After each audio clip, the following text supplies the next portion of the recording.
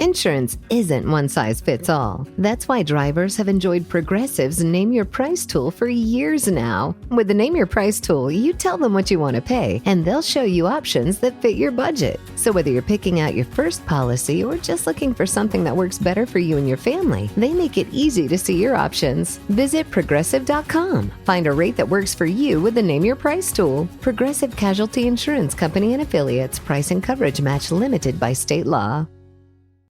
Pepsi Prebiotic Cola in original and cherry vanilla. That Pepsi taste you love with just 30 calories and no artificial sweeteners. Pepsi Prebiotic Cola.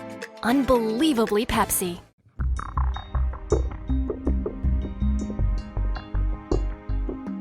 Hey there, Stackers. We are away this week. If you're new to the show, once every 8 weeks, we take a break for the week. Make sure that the basement's all picked up, Mom is happy with us, and we get a little bit more shut-eye. However, we don't want to leave you with nothing. In fact, we want to leave you with something even better this time. That's why the Fintern isn't here with the Greatest Hits episode. Instead, we're going to play an episode from our sister show, Stacking Deeds, because this has a lot to do with more than real estate. I spoke with Mark Ellison on this episode, and if you've never heard of Mark, you might, however, have seen his work. Mark works on some of the most beautiful houses in Manhattan, and in fact, therefore, some of the most beautiful houses anywhere. You could argue. New York Magazine calls him a maestro when it comes to construction. But what I love about this interview, especially for our Stacker family, is that it's not about the work that he does, construction. It's about people and relationships. And this is so much of what it takes to actually make money. It is who you know. It is who you trust. It is the people that you surround yourself with. And Mark Ellison, a guy who pounds nails for a living, proves that on today's episode. This is our Stacking Deeds real estate podcast from just a few short weeks ago. We hope you enjoy it.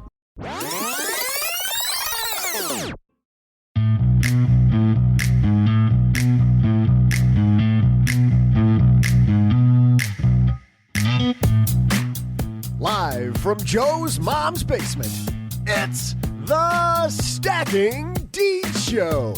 I'm Ruth's part-time mechanic and this show's announcer, Neighbor Doug. That's right, Ruth the Realtor's car is parked and the team is gathered for a big announcement in the basement. But also, today's a special show because we're talking about the art of creating beautiful real estate. Joining us is the man that New Yorker Magazine called the best carpenter in the remodeling business, Mark Ellison. Plus, thinking about buying an Airbnb? Pump the brakes, because we've got a headline that just might make you go, And don't you worry that cute little head of yours, because even though we've left the car for the day, we've still got the Triple R coming your way when someone will ring Ruth's Rotary with a question. Speaking of ring, I just know you're ready to ring the bell yourself on my property pop quiz. And now, she's a Cubs fan from the south side of Chicago. So weird, who does that? And he's a Detroit Tigers fan living in Texas. Yeah, I can see that. Here's Crystal Hammond and Joe Saul-Sehy. Welcome, everyone, to the show, and welcome back to our friend Joe. How are you today? This lovely, non-specific time of day when somebody might be listening to this. Is that what you're welcoming me to? Yes, or non-specific day of the week also. How could you be a Cubs fan in White Sox territory? I've been to White Sox games, and people are rabid about the Sox on the south side. They're so angry, and they're also angry because the White Sox won a whole pennant and they still can't sell out a game. Cubs fans are awesome. We sell out games. It's a huge difference when you go to both stadiums. Did everybody in the neighborhood hate you, though? No, of course not. You're wearing Cubs gear in Sox territory? Crystal? No. Well, back off. My bad. Well, we got a great show today, Crystal, because I actually did a Stacking Deeds interview. Yay! I know. I'm so excited. This guy, New Yorker Magazine, Crystal, called the number one remodeler in the world. They called him the number one remodeler in New York, which then you may say, okay, New York is one of the two biggest, most prestigious cities in the United States. If you think of New York and LA, it's kind of like the big two. And then you compare New York real estate to real estate around the world. You, I guess, can then get to best in the world from what the New Yorker said. He's amazing. I'm impressed. I can't wait to hear from him. I can't wait either. But before that, we got a big headline. But even before that, we got a big announcement. Ready? Yes. Who's announcing? I'd love the look you're giving me. Yes, I am ready. Yeah. I'm here today because of Mark Ellison and because I did that interview. But I'm also here because whenever you start a podcast, people, figure out that things take time and are a little different than we thought. And Alan has decided to step back in his daily duties. So he's still going to be a part of our lovely Stacking Deeds family, our show. You'll hear him on our roundtable episodes, but he will not be here every single week. I heard he bought a Limu Emu farm. He saved so much money on his car insurance. Yeah, that's it. That's the punchline. Are those the dumbest commercials ever, by the way? No, I love the Limu Emu. And he has the kid, too. Oh, so cute. That is bad. One of us agrees with you. And it's not me. I don't think so. But anyway, we're super glad you guys are here with us. We got a great show today. We're talking not just Mark Ellison, but we're talking about Airbnb. So, Crystal, you ready to hit the go button? Oh, yes, I'm ready. Get your ears ready to learn a lot today. Dell PCs with Intel Inside are built for the moments you plan and the ones you don't. They're for those all-night study sessions, the moment you're working from a cafe and realize every outlet's taken, the times you're deep in your flow and can't be interrupted by an auto update. That's why Dell builds tech that adapts to you.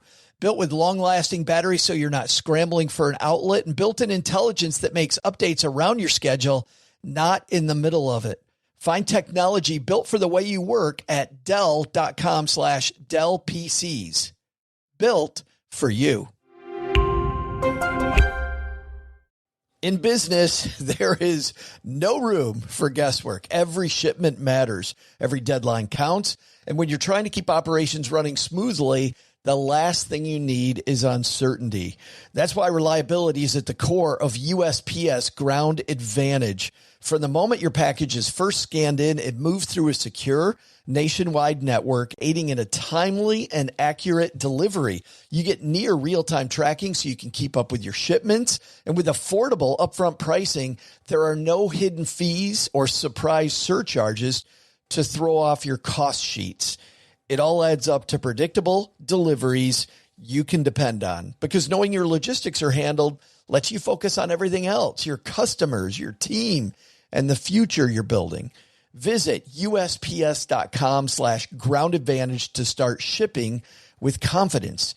USPS Ground Advantage. We mean business. Hello, chaps. And now our Stacking Deeds headlines. Cheerio and pip pip. Our headline today comes to us from Newsweek. This is written by Julia. It is Julia, spelled very Italian, Giulia. Julia Carbonaro. Sorry, Julia. I know Julia is a big fan of the show. So yeah, definitely. Now she is. Julia writes, fall in Airbnb listings revenue sparks housing market crash fears. This has been all over the place in real estate land, everyone. Julia writes, falling revenues per listing for Airbnb, the popular service that lets property owners rent out their spaces to travelers, could trigger a housing market crash, quote, on par with the 2008 subprime crisis in some cities, according to one real estate expert, though others questioned the data. We're going to go through this in a second, a lot of this data, Crystal, but what's your take on that headline? What do you think? I feel like it's another thing where people are getting in a fritz over nothing. I wouldn't say nothing, but it just comes down to doing your research. I feel like we had Lauren Keen-Amond on the show. She's the Airbnb queen. Yeah. She's like 5 figures-ing it a month on Airbnb. It just matters how you buy, where you buy. this is just, wouldn't call it clickbait, but hey, we clicked on it. We certainly it worked. did. Well, but there's some data here. Let's walk through the data. This gentleman on Twitter, Nick Gurley. Nick is the CEO of Reventure Consulting and Reventure App. He has 84,000 followers, pretty big for somebody in the real estate arena. He lists in a tweet that we'll link to in our show notes, Airbnb revenue collapse, the top 10 cities. And he walks through these numbers, which are rents from May 2022 and then rents May 2023 in these areas. Number 10 on this list is Breckenridge, Colorado. Was it almost $4,200? Now it's down to $2,600. Denver, number 9, $3,374 down to $2,000, just above $2,000.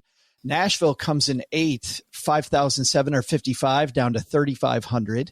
Salisbury, Maryland, which you explained to me, I think, Crystal's along the coast. It's kind of a resort Ocean City, right? Kind of area. Ocean City, Maryland. $1,490 down to $900. Asheville, North Carolina, $3,360 down to $1,900. San Antonio, 5th, $3,300 down to $1,800.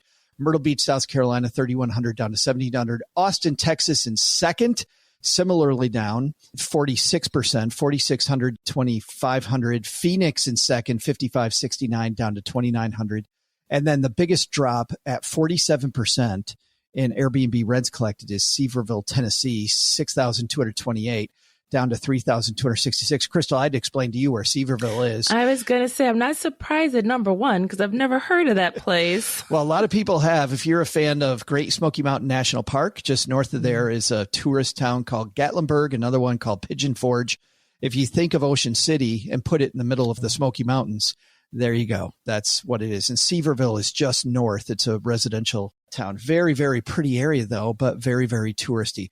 And by the way, looking at this top 10, that's what we're seeing. I mean, assuming this data is correct, these are all touristy areas.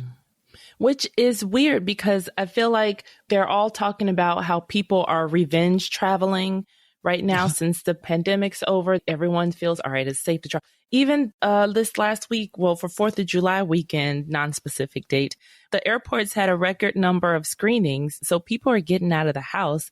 I guess it's a matter of where are people going?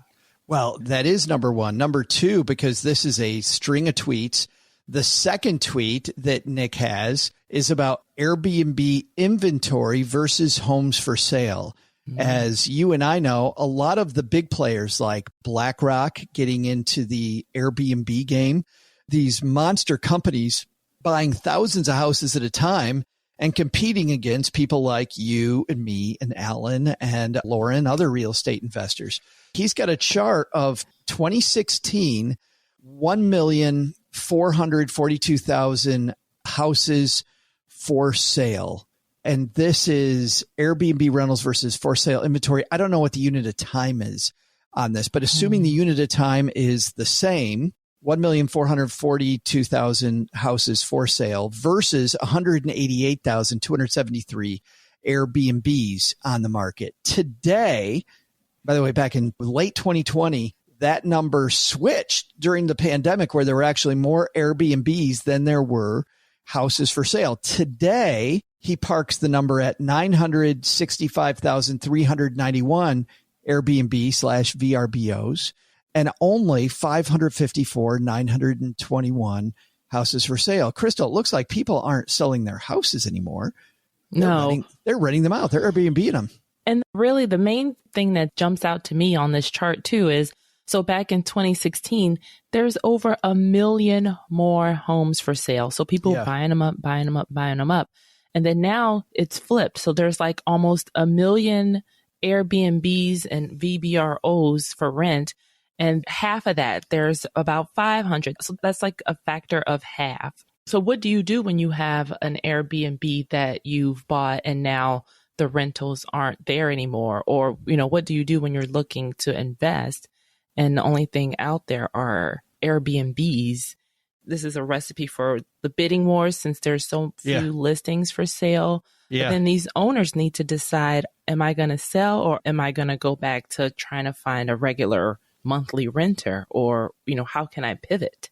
I was just the CEO at a credit union conference, and we had an economist talk to us for about an hour and a half. He was a very entertaining guy, wore a bow tie, and he jumped up and down, which was not like most economists. Most economists, fairly boring. But this guy was not. But anyway, he thought, Crystal, that we were going into a recession, and he presented a lot of data about why he thought there was a recession. But what was interesting was that he said the reason it's going to be so shallow is because there's so few houses for sale that the housing prices are continuing to propel the economy forward, and car prices also doing that. Now, he thought that real estate and houses at some point also have to see their reckoning, have to see bad things happening.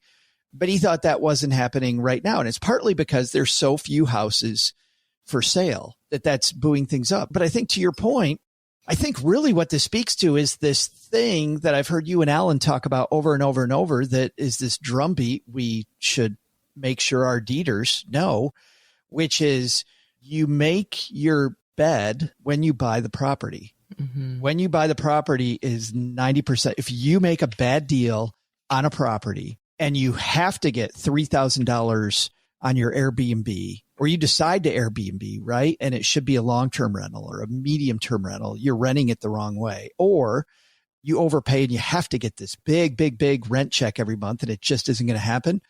That's where you get into trouble. I think you got to make a very smart buying decision at the front end, and that greases the rest of the process, don't you? Definitely. The numbers will tell you if your decision is right or wrong. The numbers will have you in a situation where you're avoiding this desperation because you've planned for all the scenarios. You bought it right. The numbers are right. Remember, you're buying at worst case scenario is plugged into your numbers. So at worst case scenario, you're still doing fine. Remember what Alan said. Also, it's like you buy a property, worst case scenario, you're breaking even, the next 5-10 years.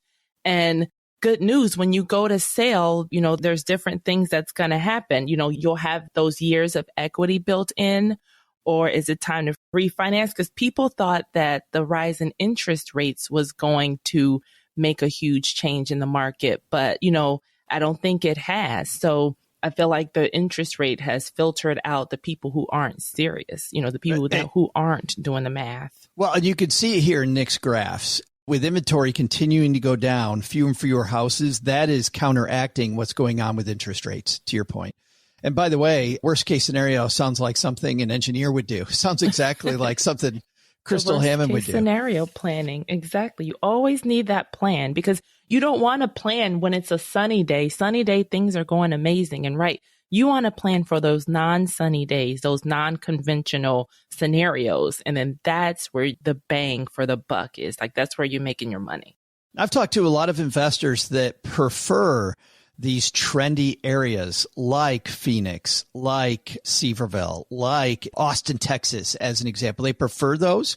But if you're going to get into a trendy area, realize that also might not be trendy forever. And that even if it stays trendy, you're still going to get the back of the tail of the scorpion. I mean, if things look good right now, it's not always going to look good, which is another reason to do that worst case scenario planning. And I think even more so if you're in a trendy area, because you know where the big boys and girls go from places like BlackRock, these huge institutional firms, they're doing the same research. So you got to know that that's where they're going to be, which is interesting. I remember Lauren saying this on her show, saying that she specifically does not go to those areas. Nope. For that reason. She'll pick a little bit outside areas. She'll pick maybe a medium-sized city with a college in it, where there's going to be dependable need for rents, but it's not going to be the sexy area like the ones that we saw on this list. And some people want to be off the beaten path when they're on a vacation. They want to be in Disney, but not on top of Disney. So they want to be maybe a half hour, an hour outside of Disney. And that's where she is, in that area or outside of Tampa. It's like, I'm not in the thick. I'm in the outskirts of the thick. Oh, but come on, Crystal. Don't you want to live there in the top of Cinderella's castle? Don't you want to have the suite in Cinderella's castle? No? I'm competing with all those children. Where are you going to park? If you want to have a party, where are your friends going to park? But it's great. They could do the horse-drawn carriage down Main Street to your party. Wouldn't that be great? No, thanks. Right. Who can afford that? You have a fireworks show every night. It's so funny. Hey, kid, you're not beautiful. I'm beautiful. Back away, Cinderella. This is all mine. I could see a YouTube video, Crystal fighting with Cinderella. No way. Some people, as you mentioned earlier, let's get to this. Some people questioned the data and said they're looking at the same data. Airbnb actually even answered and said, we're looking at it. We don't know where you got this data because everything looks fine by us. You know, even if things look fine, Crystal, I love your idea of worst case scenario planning. Pretend like it's not fine. Like if it is fine, how great is that? If you did worst case scenario planning and you bought everything based on worst case scenario, now everything is fine. You know, this guy, Nick, is cray-cray, right? If he truly is, it's great for you. That's fantastic. And that's less pivoting you have to do. That's less worrying you have to do. That's also less work you are doing because remember, you always do the work up front. You want to beat the rush. You don't want to be the last person hopping on a trend because I have bad news for you, my friend. You know, they say the trend is your friend until it isn't. So you always want to beat the rush there. And maybe, you know what? I don't like beat the rush out. I really like long-term hold myself. Right. Yeah. I mean, beat the rush getting in. No, I agree. I was going to the next step, which was beat the rush in, beat the rush out. You know, like you're 70 years old, so you leave the concert before the encore so you can get out of the parking lot. I do that now. Because grandma's got to get home and get her beauty sleep. Is that why? Yes. One economist, by the way, did agree in this piece that he thought Airbnb listings, while he disagreed with Nick and these statistics, he did agree that he thought the Airbnb listings, because there are so many of them, that you should expect revenue decline if you're in that market. So we'll link to these on our show notes page at stackingdeeds.net. You can sign up for the show notes, Crystal, and what? They come to your... They are hand-delivered cyberbot each week, every Tuesday. We have this team of ferrets that we put into the network and they hand deliver things to your email. They go through the network. It's amazing. It's the emu farm. We outsource them from Alan's emu farm. Our guest coming up next is Mark Ellison. I was so happy to be able to interview Mark because the New Yorker wrote a piece back in 2020 called The Art of Building the Impossible.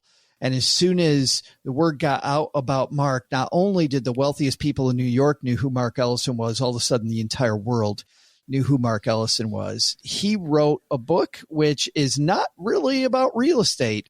It is about his life and times and the people he's worked with, the jobs he's done. It's a very quirky, interesting take on working in this industry that all of us Dieters like so much, real estate. So that's coming up next. But Doug, I think you've got some trivia for us, right? Hey there, Dieters. I'm Ruth's Fetch It Boy, neighbor Doug. And I'm super excited. We've got Mark Ellison coming up next to talk about beautiful remodels. In fact, since the team is in Joe's mom's basement today, I thought it's a great time to consult with a pro like Mark on an overhaul of Ruth's Lincoln. Don't get me wrong, I'm not going to whine about the lack of space in the trunk or the fact that I usually am talking to you from the fetal position back there. No, that's not my way. But I do think that with a little bit of fresh upholstery and maybe some new curtains for the back, we can make sure Ruth's carpeting matches the drapes. Speaking of making things beautiful, one city in Italy began a major project downtown way back in 1334, 3 years before Joe was born. Giotto di Bondone, probably how you say that, a famous artist, built a campanile, or bell tower, that's part of the 7 buildings that make up the city's cathedral on the Piazza del Duomo. It's 84.7 meters tall and has 7 bells and is considered one of the most beautiful bell towers in Italy and slightly more beautiful than anything built in Texarkana lately. Although we did just add a new Panda Express that's a pretty chic building. I mean, have you seen that thing? So here's my question.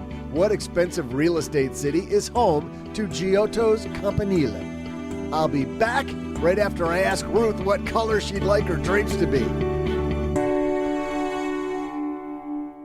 You're listening to this podcast, so I know you've got a curious mind. Here's a helpful fact you may not know yet. Drivers who switch and save with Progressive save over $900 on average. Pop over to Progressive.com, answer some questions, and you'll get a quick quote with discounts that are easy to come by. In fact, 99% of their auto customers earn at least one discount. Visit Progressive.com and see if you can enjoy a little cash back. Progressive Casualty Insurance Company and Affiliates. National average 12-month savings of $946 by new customers surveyed who saved with Progressive between June 2024 and May 2025. Potential savings will vary. You didn't start a business just to keep the lights on. You're here to sell more today than yesterday. You're here to win. Lucky for you, Shopify built the best converting checkout on the planet. Like the just one tapping, ridiculously fast acting, sky-high sales stacking, champion of checkouts. That's the good stuff right there. So if your business is in it to win it, win with Shopify. Start your free trial today at shopify.com/win. Hey there, Dieters. I'm Ferrari lover and pasta connoisseur, Ruth's Fetch It Boy neighbor Doug.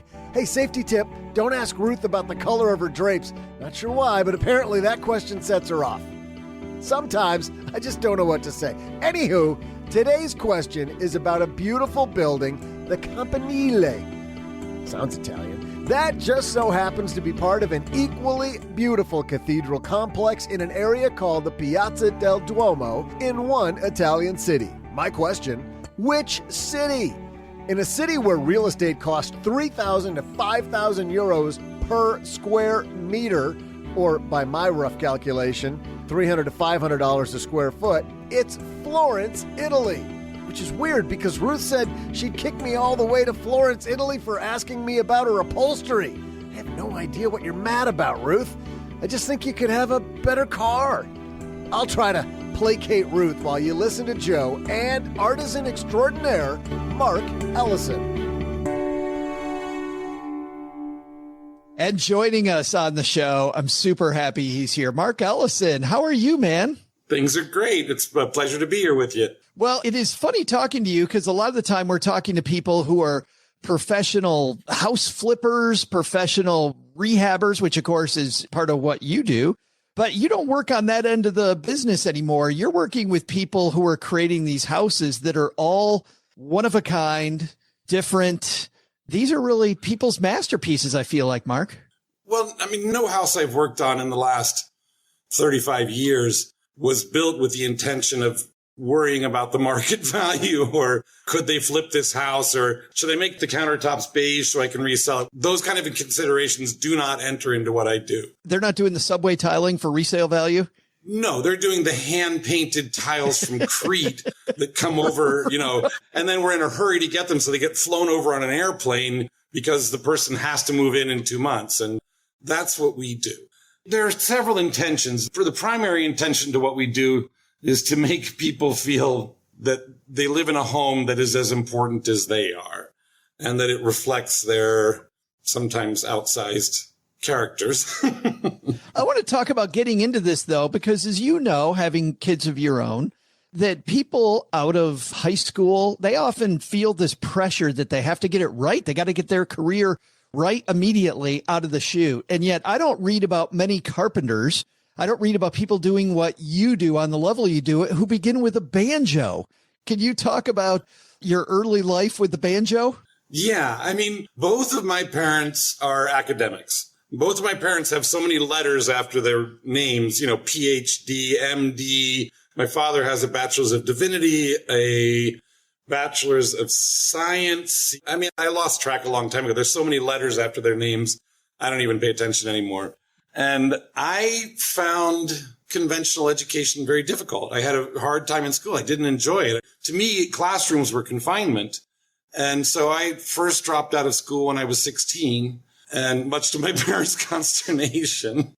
And they sent me on a journey of tough love, which involved getting work and paying my own way on things. And it was a nice try, but I've always loved working. I've loved everything I've ever done for a job. I love scooping ice cream. I like sweeping floors. I like washing dishes at Howard Johnson's. I've always found the dynamic of work to be fascinating. And I like to move and I like to do things and I like to feel a sense of accomplishment with what I do. And I've always felt that way. And so every job was great. And that has just carried with me. There's a very silly story in the book about I barely played the banjo at that stage, but it turns out some local theater group needed a banjo player for a promotional job at Bonwit Teller. And the guy who lived next door to me knew I owned a banjo, and I had all of 3 songs to my repertoire. And so they dressed me up in a costume, sent me to Bonwit Teller, and I proceeded to play the banjo for an hour and a half. That was actually one of the jobs I didn't like because it was so, I liked it because I was paid $250 for an hour and a half's work in 1983, which was epic. But the whole idea of performing to me has always been a little bit, like a lot of people, I'm not all that comfortable on stage, and I don't quite get why people love performing. But I was, for a very short time, a professional banjo player for an hour and a half once in 1983. And that was before you were a professional ice cream server, cake decorator, bindery worker, animal food delivery driver. I thought that was a good one, Mark. Yeah, that got a little dodgy because, what happened was, I have to be very careful with names and locations, but one of the people involved in the business had a rather lucrative cocaine distribution business going on, which they piggybacked onto the animal food delivery. So there were times when we were not just delivering animal food, we were actually delivering cocaine to people. This is New York in the 80s. I was a very young man. I don't claim to have made sensible decisions throughout my life.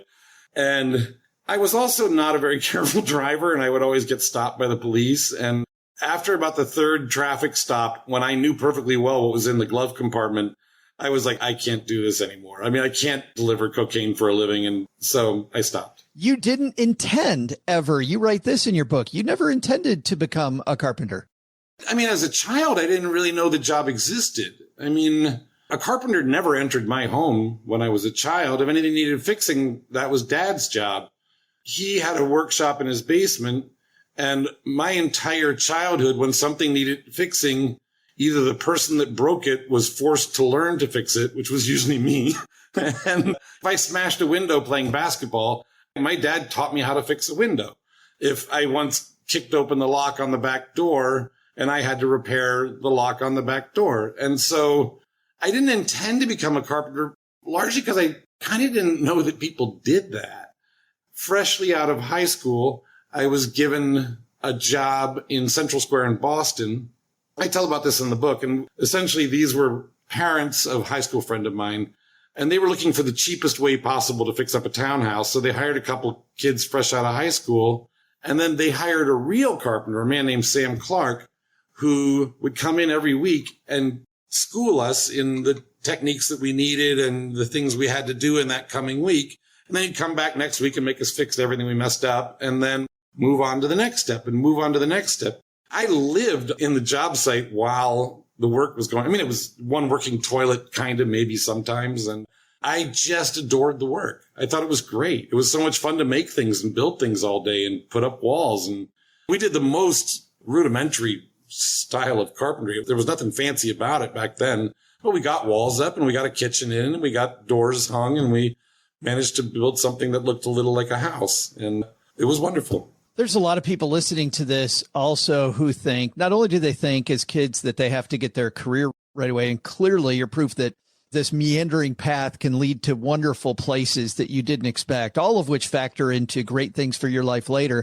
But the second is, over and over and over when I was doing my research for this interview, Mark, the word that comes up associated with your name over and over and over is talent, and how talented you are at this. And in chapter 2, you really take the term talent to task. And you go after 2 ideas that I'd like you to comment on. The first one you say is talent is the most significant determining factor in predicting achievement. And second, if one is not immediately good at something, it's not worth doing. Can you talk to the idea of talent when it comes to your job? The second one, if somebody doesn't immediately display prowess at something, you take up the banjo, and people feel like if they can't suddenly go out and play like Earl Scruggs after 5 or 6 banjo lessons, that something's wrong with them. Earl Scruggs took up the banjo at 3 and played on the porches with his uncles, for 10 years before going and playing dances and playing parties. And it's a very strange and silly idea in our culture. I think it's largely because we see very young people become very successful in sort of internet kind of culture and, pop culture, particularly pop music and, movies and things in particular. You see very young people become very successful, very rich, very famous early on. And everybody goes, oh, that's how it happens. And then they'll go out and try and sing a song. And their second grade teacher will say, yeah, that wasn't really very good. And then that's it. And then they never sing again.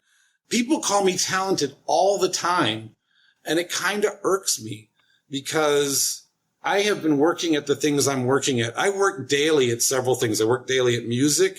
I work daily at my job, which is building things and, my craft. I work daily at a couple other things. I still practice Tai Chi and things like that. And Tai Chi took me about 15 years before anything anybody said made sense in any way, shape, or form. And actually, I was told that by my first teacher. He said, you won't understand a word I'm saying for about 15 years. For 15 years? Yeah, it was pretty accurate. It was only after about 15 years that I was like, oh, all this stuff kind of makes sense. But it took 15 years. And it's the same with music. I mean, I've practiced music now since I was 4. I'm 61, so that's 57 years. And I'm making a record album now because it took me 57 years to be good enough to feel like, oh, I'm now qualified to make a record. That's 57 years of practice. I mean, that's so far beyond the 10,000 hours that, I consider myself kind of a slow learner at things. I'm a slow reader. I'm just very, very determined. And I don't mind practicing something every day that I'm not necessarily that good at. And I would say I finally became what I would consider, it took me 15 years at least, probably 20 to become what I called a decent carpenter. It took about 20 years where if anything you ask me to build in a house, I got it. I can build it. But that took about 20 years. Playing guitar took about 40 because it's harder. I can only speak for myself, but people go on and on about you're exceptionally talented at this and exceptionally talented in this. And really my answer to that is, there are genetic abilities that some people have that are beyond what other people have. There are people that just have more graceful bodies and they make better dancers very often. But there's also some very oddly shaped dancers who dance magnificently. It's just that we're not used to seeing them because they always pick the ones that have the bodies that look like the dancers. I always think of Larry Bird, who must have been teased magnificently through his entire grade school because he was one of the most awkward looking people on the face of the earth. And yet he practiced and practiced and practiced. He would do 1,000 foul shots every day, even deep into his career. And you go that's why he was on the court, because he worked and he practiced and he practiced and he practiced. And he got to the point where he was a magnificent basketball player. He wasn't nearly as pretty as some of the men that played around him, and he didn't play as beautifully and as gracefully as they did, but he played with a determination and a drive that allowed him to stand on the same court as the people of his generation. And to me, I don't care if somebody's talented or not. I really don't care. If you're a terrible singer, and Chris Christopherson's a terrible singer. His voice is terrible. I'm sorry, Chris. You're one of the most magnificent songwriters in the history of American music. His voice is terrible. There goes the biggest fan of this show, Mark. I don't know if I know this show is sponsored by Chris Christopherson, and now you just made our sponsor upset. I also called him one of the most magnificent songwriters in the history of American music. And there he stood on the stage with Willie Nelson, Johnny Cash, Waylon Jennings, and Chris Christopherson. And you go but he did earn his place there. He absolutely earned his place there. And it wasn't through innate talent. It was through drive and work and determination and practice and constant effort that earned him that place. So sure, some people have a leg up genetically here and there in different things, but it doesn't matter. To me, all that matters about music is what I get out of it. Do I enjoy doing it? Do I have camaraderie with the people I play with? Do I enjoy their company? Do we respond to each other emotionally while we're playing? I feel the same way on a job site. One of the most important things to me on a job site is not how talented are each of these individuals, but is there a camaraderie to it? Are we all working towards the same goal? Is everybody here to do the same thing? And that has an energy that if I had 15 superstars, we probably wouldn't have, because they'd all end up hating each other and trying to compete with each other. And they'd be like, oh, I'm the superstar. Why are you talking to him? You know what I mean? There's something to be said for, it's like the Bad News Bears, the underdogs who you're the 1980 U.S. hockey team where you go they shouldn't have beaten those Russians. That was impossible. It was impossible that those guys beat the Russians. And yet they did. I felt like that same thing when you were telling the story in the book, and we'll let people read the story, but you're on this job, you're working for the son of a guy who's in real estate or in construction. His name's Luigi. And you are working all night long on this project for Luigi. It's not just you. The whole crew is really pitching in. No, we all worked all night. Yeah. Yeah. You said you really like working for these people because they were demanding, but they knew what they wanted. And you knew it was a project of love. And man, the care that went into that house, you could just feel in this story, Mark, everybody pulling together on the job site to make this vision a reality, especially you down in the garage or wherever trying to beat some sense into some brass to make a railing. Yeah. I was young then. It wasn't that young. It was maybe over 20 years ago. That was the first time I'd ever really worked brass. I mean, essentially what happened was there was a railing that had to be done the next day. The very next day, furniture was coming. This design outfit had a team of about 50 people who would come in and dress the apartment. They hung drapes. They brought napkin rings. They put in dish soap. They took the house and they put socks in the drawers. There were about 50 people who came and turned it from our completed project to these people's home. It was remarkable. I've only seen that once in my career. It was done so well. But they were coming the very next day, and I hadn't finished the railing. I had ordered all the parts to the railing, but I messed up. I didn't realize that I'd left out one little curved piece to make a transition from the bottom piece to the part that goes up the stairs. And I had, well, at that point, it was 2 p.m, and the people were coming the next day. And I actually had a welder coming the next day who was going to weld all the pieces of the railing together. I had to have that piece of railing. And the tenor of the entire project as a group was, we are getting this place done. We are going to make this a success. I had to run down to Canal Street to a surplus metals place, and I found a piece of brass that would work. And then I ran to the hardware store just before it closed, and I bought every tool in the place that it seemed like I might need. I mean, rasps and all kinds of things. And then I had to figure out how to make this curved piece of brass railing.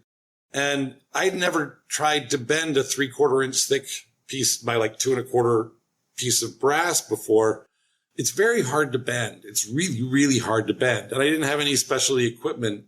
And so what I did was I went down to the basement parking garage and I clamped one end of the brass to a dumpster down there because that was the most solid thing that had something I could clamp to.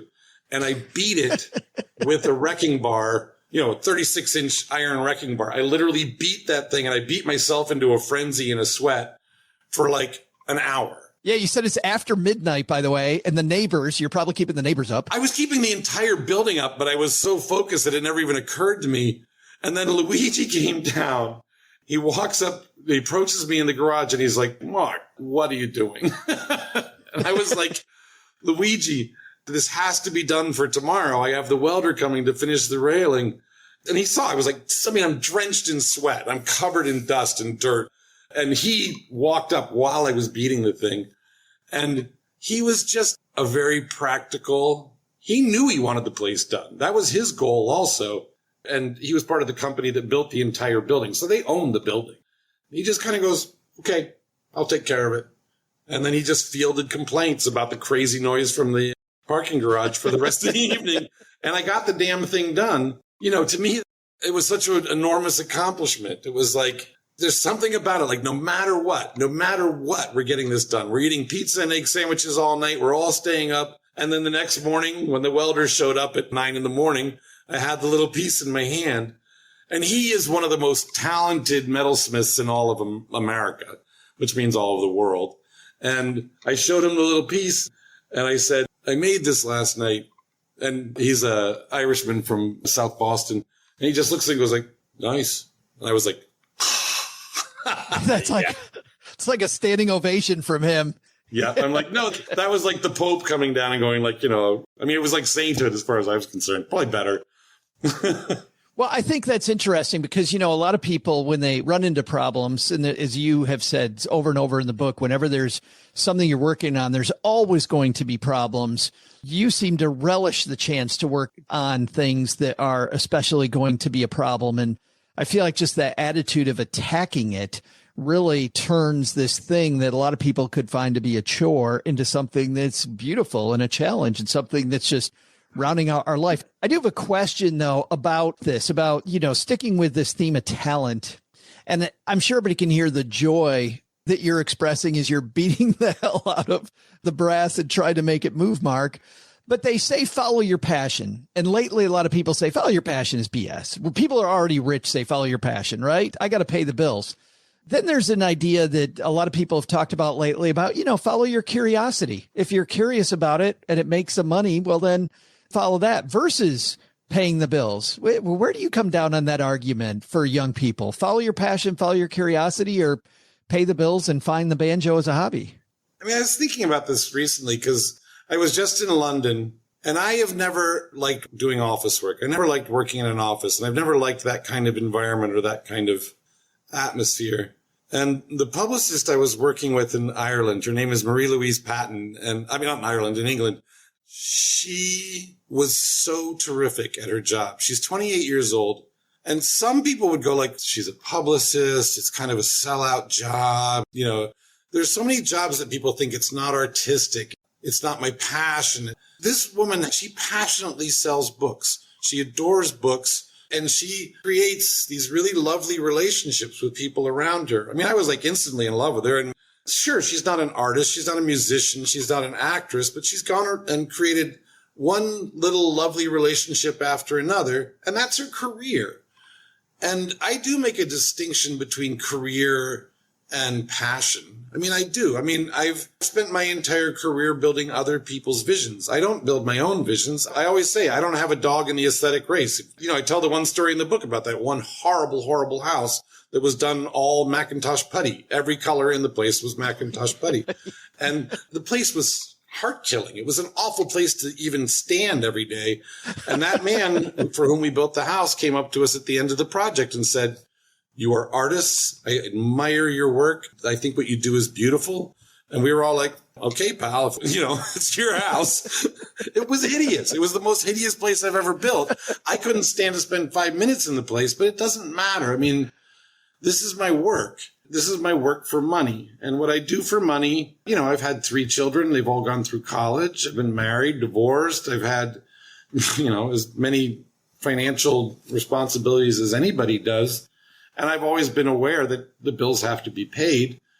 Even when I was doing work that I didn't love the work, there's always something about it. I mean, I've always taken jobs that were challenging to me somehow. Even when I worked in the office in a construction company for a while, I really wanted to learn the back office end of building.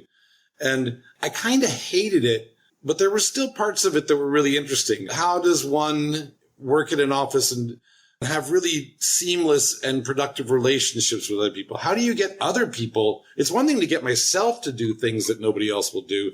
How do I get other people to do the thing they don't want to do in order to get a project done? Some people need to be screamed at. Some people need to be coddled. Some people need to be encouraged and cajoled. There can be an art to almost anything. There's an art to sweeping a floor properly. There's an art to doing the dishes and cleaning the kitchen so that everything's in order and your home looks lovely. I mean, I feel like I was just reading. It's funny. It's the second time I've had this conversation in the last few days, Mark. There's another book called The War of Art by Stephen Pressfield. And he talks about how pros go do the thing and they find the beauty in the thing. And amateurs worry about how good it's going to be and never do anything.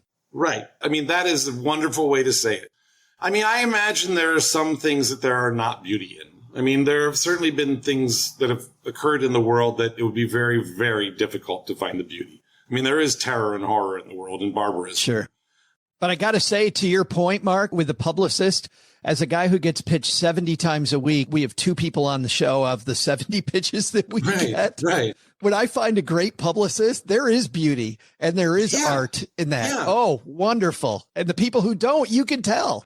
There are publicists, I'm sure, that when this person brings me something, it's probably going to be good. I might not use everybody they bring, but there are some people that I'm sure, 5 out of 10 people, most people bat like 10% and they're batting 50. I mean, I'm sure you use half the people they send you because they know you and they actually care, obviously and palpably care about their relationship with you, and they don't want to sour it. They want to do something that works. So they want to bring you people that are appropriate to your show, and they study your show and they know your style. That's the beauty of being a publicist. And there's a beauty to being a lawyer. There's a beauty to being a janitor. One of my favorite people I ever worked with was a laborer, Benny Mazik, who, he was a laborer. He never wanted to be a carpenter. He never wanted to be one of the up and up, professions. He wanted to be the laborer, and he had the most buttoned up job site I have ever been on. You could ask him for anything. You could say, I need a washer for a 1/4-20 screw, but I want it to be a stainless steel. And he'd be like, give me a second. And then he'd go back and he'd come back and hand it to you. He knew where it was. He knew where, and he took such great pride in that his sites were buttoned up. And he would tell you that. And he would yell at the carpenters when they wouldn't use the garbage cans he put right next to the chop saw. He'd say, what are you doing throwing stuff on the floor? Don't you have any self-respect? There's a garbage can right there. You can feel the love. Yeah. You can feel the love. Yeah. Yeah. And it was palpable. I do have one more theme that I want to get to, which you're actually alluding to. And we're talking around a little bit, which is all the way through your book. It isn't so much about these projects. And this is a show, by the way, about real estate on Stacking Deeds, even larger about stacking Benjamins, about money. And yet all of these things come down to relationships and working with people. And what's funny, by the way, on that relationship and how good your publicist is, Mark, we reached out to you. Your people didn't pitch me, and your publicist like, why you want to talk to him about this? I'm like, because we need to talk more about the beauty. We need to talk more about the wonderful world of getting into and finding your way, which I think you express so well here. But on that note, you tell a story very early in the book about your first, quote, name brand or name architect that you work with. Yeah. And so you go into this house, it's a minimalist house, and you talk about that those are very hard to do, but you're working with kind of one of her underlings, and she comes into the house from time to time, and she's just kind of swinging her arms everywhere and motioning. Can you tell us a little bit about, you call her Maya in the book, which I think isn't her real name, but tell us a little bit about Maya. Well, she's an artist. She's an architect and an artist. I'd actually never encountered anyone like her before. She's a bit unlike other people in the industry. As far as I can tell, she didn't carry a pencil. I mean, she is a visionary architect and artist, and she had a vision for this place, and her way of communicating it was almost dance-like. I mean, luckily, she also had a team of architects who worked with her, who turned her things into actual drawings that we could more or less follow. But she would come through and look at everything and go, I want the lights here to be a constellation, and I want them to be here. And she was small, and she's built like a dancer, and she would just go this and this, and then she'd go, and the outlet on this wall needs to go here. And she would point at the spot where materials should come together. The stone floor should come here, the wall should come here, the plaster should come here. I mean, she was lovely, because one of the things I tell in the story is that construction dudes like myself aren't always that nice. And most people, if they were admit it to themselves, would realize that they're not that nice. You guys would make fun of her behind her back when she'd leave. The minute she disappeared, we'd be like, woo, like, because that's what people like to do. And meanness can be fun as long as it's not found out and you don't get in trouble for it.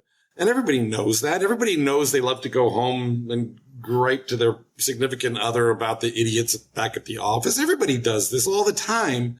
I just thought, well, why not admit that that's actually what we did? This story, though, has a wild ending. It's 5 years later. Yeah. You're working with some people who are total pains in your ass. They are complaining about you nonstop.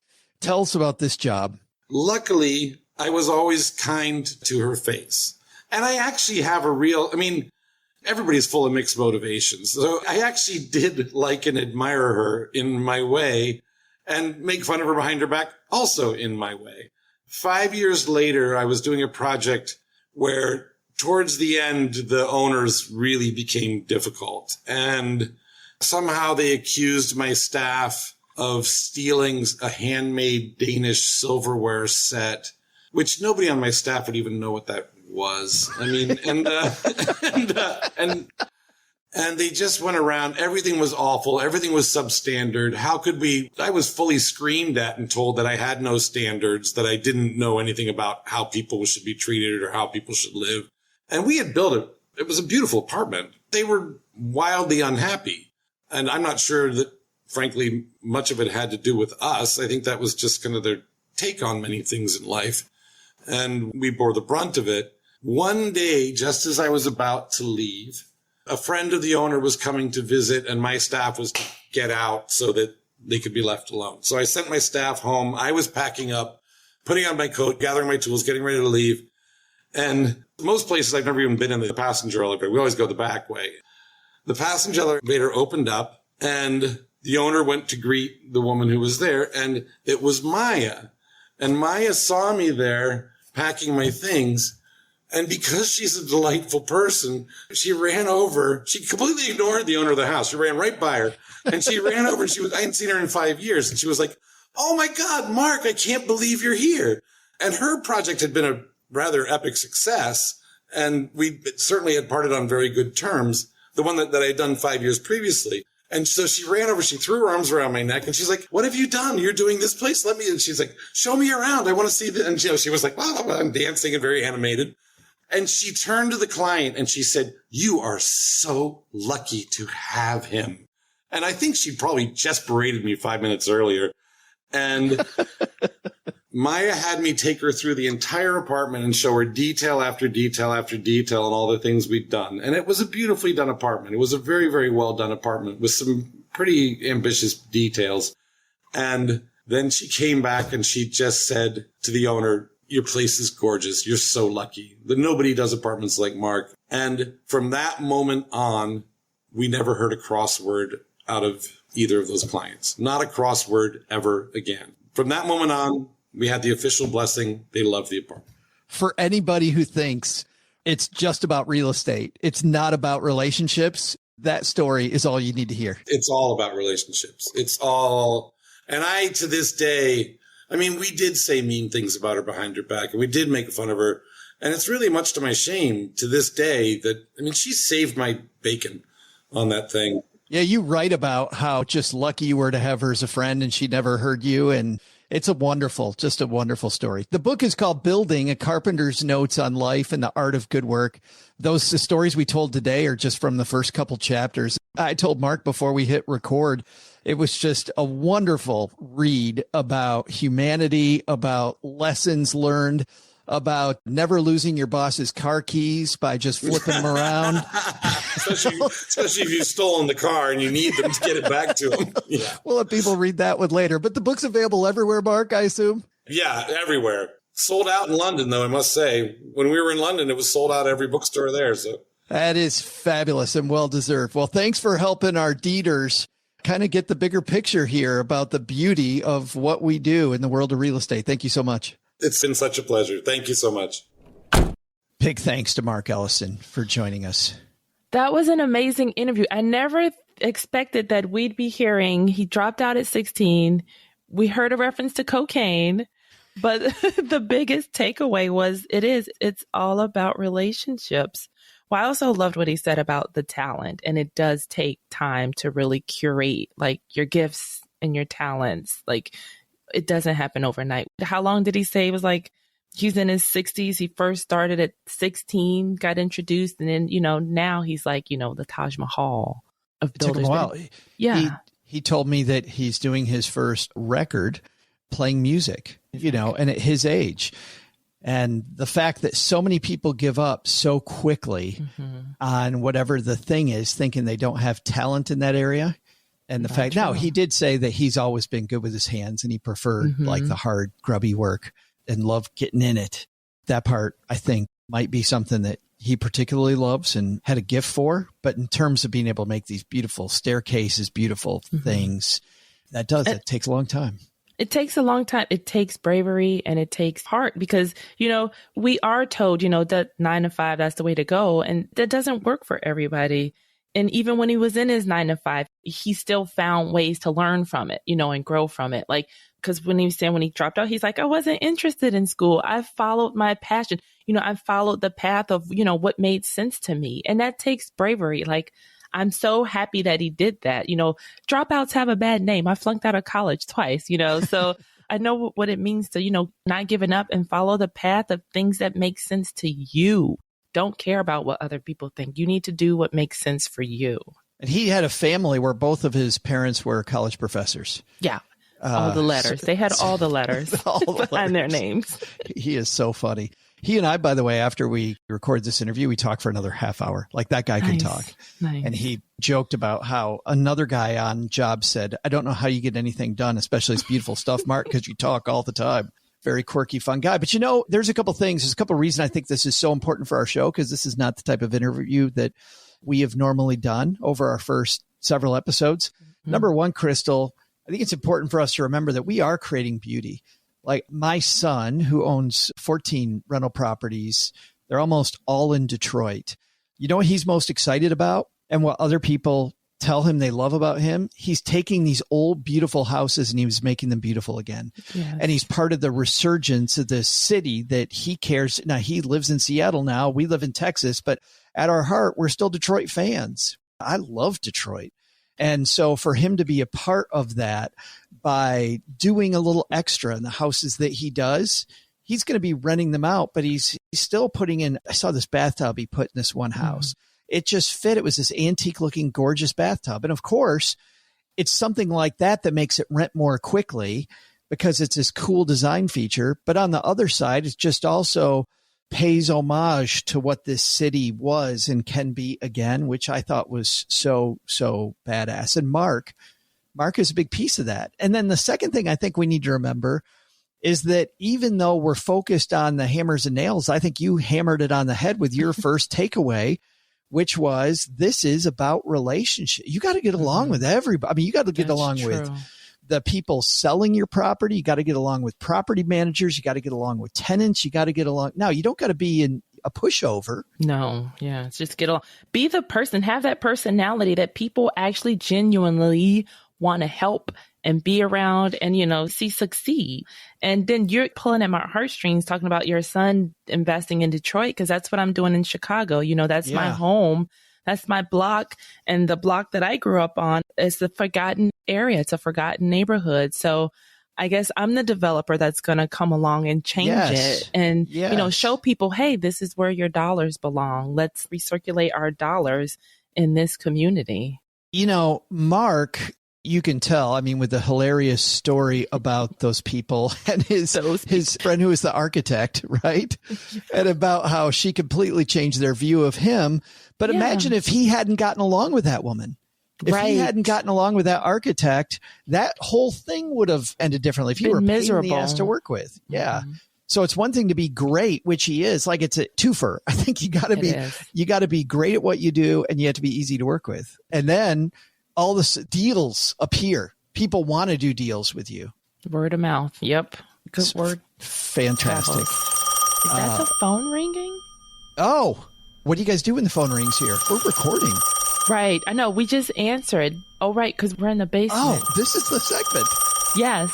Oh. This is Triple R. It's time for Triple R. Yes. And look at this. The caller ID tells us it's Sean calling in. From Sean, who I think is a stalker, because I think Sean's called in before. Yes. Not a stalker. Hey, Crystal and Alan. It's Sean from Pennsylvania again. This time I have a question about build to rent. I'm curious to know what both of your thoughts are on that approach, specifically building a single family or a duplex for the sole purposes of renting out that property. I know it's a bit riskier. It takes a little bit more of an upfront investment. So I'd love to know if you think that this is viable, if it's just market or geographically dependent or anything else. But thanks. Thanks for the question. And I'm sad that Alan isn't here to help answer your question. But I definitely have a take on this. Crystal, what do you think? Well, thanks again for calling, Sean. And I'm a huge fan of this. I'm doing this now. I'm building, instead of a single family, which is what my lots are zoned for, I'm going through the trouble and going through the extra steps to get my land rezoned so that I can build fourplexes. I would say if you're thinking of a duplex, why not do two for the price of one?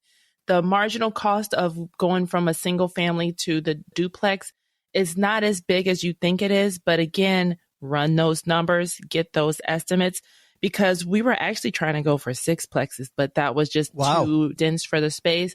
But the marginal cost of adding the extra unit really wasn't that significant. So it's like, let's just maximize the space. But you're right. You've got the construction teams already out there. Yep. There's just a cost to getting them out there. The cost beyond that is much more incremental. You don't get this boom, huge cost again. So the cost of pouring a foundation or a slab, whatever it might be. Yeah. And the building costs, because you got shared walls. You also have less there. Yeah. Single roof, utilities that run throughout. Yeah. 1 to 2. That's good. I do think though, Crystal, this is regional dependent because the cost of that land is going to either be your friend or your enemy. Mm-hmm. And the bad news is, Sean, I think if you get too far out in what my mom calls the boonies, you get too far out in the boonies, you're not going to get any renters, right? So there's some danger there. But if you're too close to a hot area, like where Mark's building in New York City, that's going to be ridiculously expensive. It's going to be incredibly right. expensive. It is the land. The land is the biggest difference because construction costs are pretty, I wouldn't call them fixed, but the land is the thing that has the biggest variable in price. It's usually the land because you can do pretty great estimates of the cost of building, but the land is normally the biggest variable here. And this is where I think you can hop on trends. You know, we talked about the danger in trends around touristy areas earlier in our headline. I think the trend here, Crystal, with a lot of people moving back to the middle of the country starting to get hot again now that people can live wherever they want for most of their jobs. You can get a fairly inexpensive property in a decent sized city and see some good results. I live in a city of just under 70,000 people. For people who live there their whole life, when I call it a little town, they look at me cross-eyed like, what are you talking about? I'm like, I lived in Detroit. This is tiny. Again, they're like, you're nuts. This is the biggest town anywhere within an hour. So we've got banks and hospitals and all this stuff. I'm seeing construction all over this town, though, Crystal, right now. And I know it's people doing exactly what Sean's talking about, building places for people to rent. Super, super place, I think, a city of this size where we have kind of a captive population. If you're going to be living in this area, you're probably going to live in Texarkana. It's doing that type of research. Like, who the hell would think move to Texarkana, USA, outside of Joe Saul-Sehy? Like, who would do that? Not that many people. But I think when you started in middle America, you probably have much lower land cost, construction teams that are probably going to charge you less. Now, the cost of goods, though, Crystal, still is the cost of goods. That, I think, is going to translate wherever you're at. You're going to lumber's lumber. Fixed. And that's not cheap. I don't know. Every time you say Texarkana, I think of Tudurkin. Like, Crystal's don't know like, why. when you say Texarkana, I get hungry. I get so hungry. I don't know about that. Well, that most people think so weird, the movie Cannonball Yep. Run, where they were going to get the Coors Light. That's the big deal. But that's a certain, it takes a certain redneck to have that thought process. But yeah, I think if you're talking about Pennsylvania too, Sean, that almost goes along the lines of Chicago and Detroit. There are some forgotten areas of investment in that area. So that's also a chance for you to show like, hey, this area needs love too. And I haven't forgotten about the area. And I want to start a trend too, or being on trend or starting the trend, because even for Detroit and Chicago, when people see, hey, there's some investment going on, their ears perk up and others try to get involved some also. Areas. So to succinctly answer your question, yes, very dependent on the area and also interest rate dependent. How you finance that property too. We should talk about that for a second, Crystal, is going to make a difference. So if you can pull out cash from your primary property in the way of a home equity loan or line of credit, might get you much better financing. Now, I'm not sure how much money you'll be able to do that with in your situation, but taking out that loan, when you go into the bank and you tell them that this is specifically for an investment property, the interest rate jacks up. And with interest rates already high compared to the last 10 years, that might be a tough pill to swallow. And your down payment also makes a difference too. But that's a good start. The bank. I'm starting with the bank and building a relationship with different banks. I've built relationships now with like 3 different banks in that lend in that area in Chicago. So hopefully it's a hurry up and wait kind of process, but it's the relationship building and it's the look, how feasible is this project? What do I need on my end? And they are very helpful. They've been helpful, but it's still been a hurry up and wait. I just did a keynote speech for a group called Farm Credit, and these people work with farmers to help them either buy the neighbor's land when they decide not to farm anymore or expand the land, whatever it might be. And they said that same thing, Crystal. They said, we may or may not be able to help you, but we have all this data. And if we think you may be a customer, we can help you with, well, that's the price per square foot. They have a ton of data about the neighboring community, and banks may too. So maybe I was wrong when I told you that your banker doesn't care about the cupcakes. I kept telling Crystal, like, the cupcakes don't matter, Crystal. She's like, nope, giving the baker cupcakes. That's funny. May or may not be a true story. Maybe. All right. I think that does it. If people want to call Ruth's Rotary, how do they get to us, Crystal? Yeah, so you make sure you head over to stackingdeeds.net/voicemail. Leave us a message and we will answer your question just like we did Sean's today. Well, what an awesome show today. I believe that's already? A wrap. I feel like we just started. We can't go. We did. You ain't got to get home, but you got to get out of here. Closing time on the podcast. Wouldn't that be cool if we could play that at the end of the show? We can't get the rights to that. Yes. You don't have to go home, but you can't stay here. Oh, no, it's too expensive. Sadly. Right. Yes. If somebody wants to donate the rights to that song to us, we would appreciate it. Hey, coming up next week, another great Stacking Deeds show. Of course, with Alan gone, you can expect some more news from us. But next week, Crystal, people should expect you and I again. Yes. All right. Yes, she is Crystal Hammond, a.k.a. Condo Crystal in the Twitter streets. Joe Salciha, Average Joe Money. We'll see you next time back here at Stacking Deeds. Doug, what should we have learned today?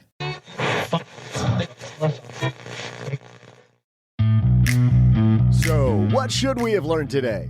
First, take some advice from Mark Ellison. Real estate is about people and relationships and making rundown areas beautiful. You're in a great business if you're in real estate. Remember that next time you feel a little bit down. Second, from our headlines, thinking about Airbnb, market analysis is your best friend. If you get into a hot market, there will be downtimes. Stress test your properties for the win. But the big lesson? So my bad. I just found out that comparing carpet and drapes might possibly, kind of, sort of, have a second meaning. And I meant the first one. You know, that is if you thought the inappropriate one was the second one. But if you thought the inappropriate one was the second one, then I truly, totally, absolutely meant the first one. Thanks to Mark Ellison for joining us today. You can find out more about his book, Building, A Carpenter's Notes on Life and the Art of Good Work, wherever books are sold. We'll also include links in our show notes at stackingdeeds.net. See you next week back here where we're helping you Stacking Deeds.